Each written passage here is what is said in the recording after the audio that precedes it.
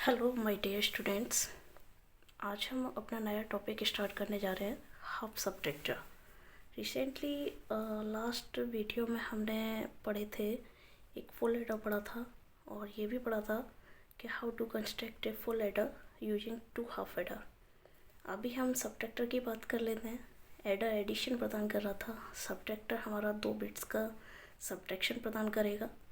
और ये half subtractor हमारा जो होता है एक कॉम्बिनेशनल सर्किट होता है जिसका यूज़ 2 बिट्स के सब्ट्रैक्शन को परफॉर्म करने के लिए किया जा रहा है। इसमें 2 इनपुट्स होते हैं, ए और बी। ए को हम मिनेंड की तरह कंसिडर करते हैं और बी हमारा सब्ट्रेंड होता है और 2 ही आउटपुट मिलेंगे, यानी कि इन दोनों का एक तो डिफरेंस ए माइनस बी, यानी जिसको हम डिफरेंस बोलेंगे, और एक हमारा रहेगा बोरो। जैसा कि ब्लॉक डायग्राम में भी दिखाया गया है, एक इसका लॉजिक सिंबल है हाफ सब्ट्रैक्टर का। ए बी 2 इनपुट लिए और दोनों का एक तो डिफरेंस मिलेगा और एक हमें मिलेगा बोरो। नेक्स्ट अब इसका ट्रुथ टेबल कंसीडर करना है हमें। तो जैसा कि हमने बताया पहले ही ब्लॉक डायग्राम के अकॉर्डिंग कि इसमें आपके 2 इनपुट्स हैं और 2 आउटपुट्स हैं। 2 इनपुट्स हैं तो 2 की पावर 2 पॉसिबिलिटीज यानी कि 4, तो 0 0 0 1 1 0 1 1 रहेगा। अब जैसा कि हमें सब्ट्रैक्शन करना है, a माइनस बी परफॉर्म करना है, 0 में से 0 जाएगा तो हमारा डिफरेंस भी 0 रहेगा और बोरो भी 0 रहेगा। वैसे ही 0 माइनस 1 करोगे, जब आप 0 माइनस 1 करने के लिए हमें क्या करना पड़ेगा, पहले एक बोरो लेना पड़ेगा, क्योंकि हमारा जो मिनेंड है वो कम है, सब्ट्रेंड ज़्यादा है। तो कम में से ज़्यादा वैल्यू घटाने के लिए हमें आगे से पहले बोरो कैरी करना पड़ता है, तो इसीलिए बोरो में 1 और सब्ट्रैक्शन करने के बाद हमारा डिफरेंस भी 1 ही बचेगा। वैसे ही 1 माइनस 0 करोगे तो आपका 1 माइनस 0 ऑटोमेटिकली डिफरेंस 1, बोरो 0 रहेगा, कुछ बोरो लेने की आवश्यकता नहीं है। ए माइनस बी 1 1 1 माइनस 1 तो डिफरेंस भी 0 और बोरो भी 0।